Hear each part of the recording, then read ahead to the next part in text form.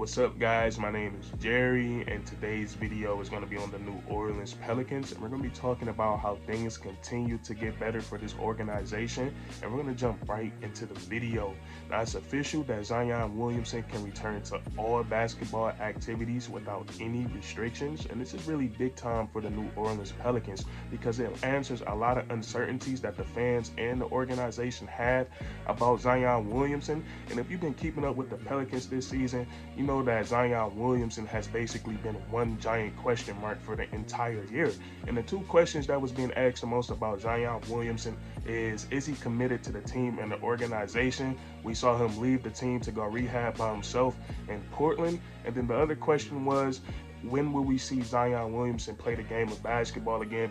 Because it seemed like every other month, every other week, we was hearing about a setback in his rehab, and he ultimately missed the whole season. But now both of those questions has been answered. When Zion Williamson was asked about re-signing with the Pelicans, and I'm paraphrasing here, he basically said that he couldn't wait and it couldn't happen fast enough. And then now, with him being cleared for all basketball activities without any restrictions, basically saying he's injury free, now we know that he'll be ready for the start of the 2022-2023 NBA season. And this is going to be really crazy for the Pelicans. And I just want to put into perspective of how good Zion is going to look. Now we look at the previous team that Zion was playing with when he played in the 2020-21 season. That was a completely different team. And I think with the roster that they built around him now, Zion is going to excel even more. And to put in mind that back then he averaged 27-7 and around 4 or 5 assists per game. And now with the correct spacing, because now he has CJ McCollum as his point guard and he had Jonas Valanciunas as his center. Both those guys can hit the three ball, and as good as Lonzo Ball was as a playmaker, he wasn't what CJ McCollum is as an offensive threat. And then the same thing with Steven Adams versus JV. Steven Adams cannot step out and hit the outside shot. So I think that's going to play a big role in how good Zion Williamson is going to be. And I think they're going to be able to utilize him in a lot of more ways this season. And one thing I'm looking for the most is the pick and roll between him and CJ McCollum, or him and Brandon Ingram. Now with the correct spacing, with Jonas Valanciunas being able to shoot the three ball, Herb Jones being able to shoot, CJ McCollum, Brandon Ingram.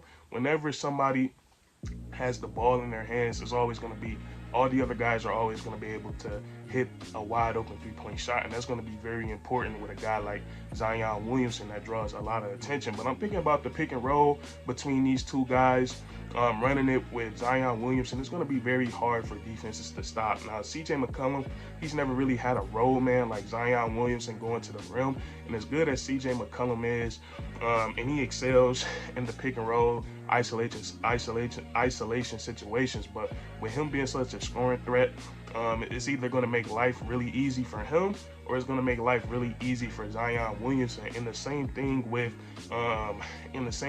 Brandon Ingram. Brandon Ingram is a master of the mid-range game. So with Zion Williamson rolling hard to the rim, it's going to cause the defense to react, and the Pelicans are going to be able to break down defenses in a bunch of different ways. So that's one thing I'm looking forward to with Zion Williamson returning to this new Pelican squad. And then the other thing, the Pelicans are going to be able to be very versatile in their lineups. And we never know, there might be a point in time where Zion is playing the big and Brandon Ingram is the tallest player on the court, or they can play him out there with JV, because JV has shown that he can hit the three ball.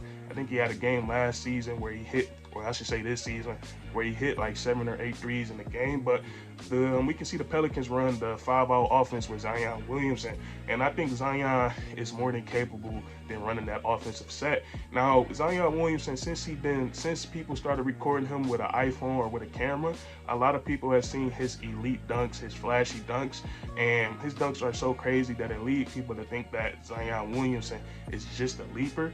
But his game is so much more than that. And I call Zion Williamson a generational talent, and a lot of people might disagree with that.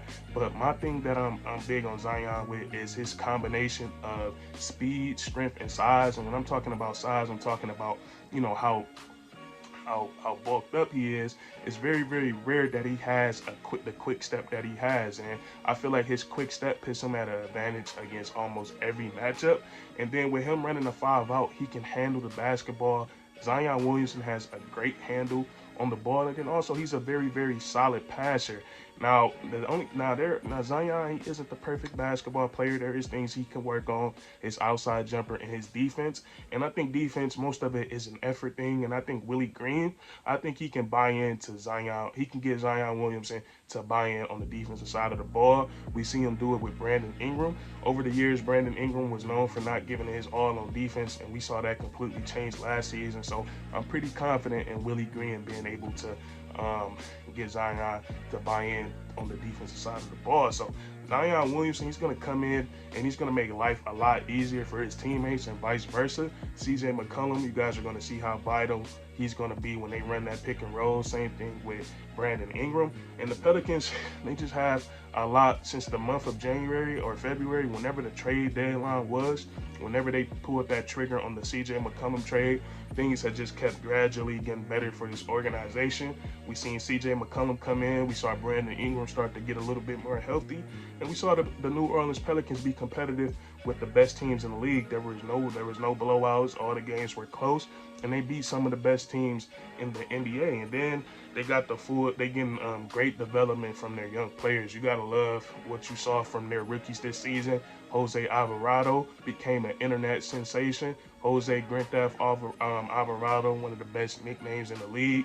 He has that signature still going for him, and he's just a pest on the defensive side of the ball. He's a very solid backup point guard. And then you got Herb Jones, or Not on Herb. I love that nickname as well, but he was a really, even though he was a rookie, he was a veteran defender this year, and he made life hectic for whoever was bringing that ball up on the opposing team. And then also offensively, he showed flashes of that he could be a knockdown shooter in this league, and he's a great cutter and finisher at the rim.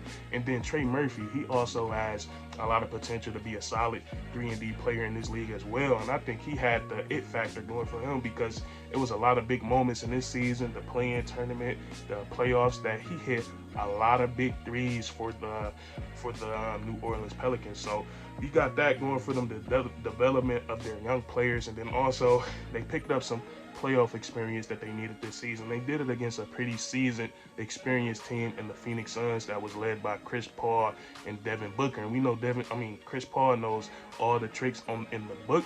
And I'm pretty sure Jose Alvarado and Herb Jones, I'm pretty sure they learned a lot playing against CP3 in that series. So this is even though the season started off so bad for the New Orleans Pelicans, they started off I can't even remember the record now, but they started off really bad to begin the season, and they ended up making the playoffs. And they had one of the craziest odds of them making the playoffs, and they somehow made it happen. So this was a great season for the Pelicans. A lot of great learning experiences, and now they have their best player back and fully healthy. So they're going to be a team that I'm definitely going to be keeping my eye on next season. And that's going to be it for this video. If you enjoyed, leave a like, comment down below if you agree or disagree, and then subscribe for more weekly content. We do this all the time, man. And that's curtains.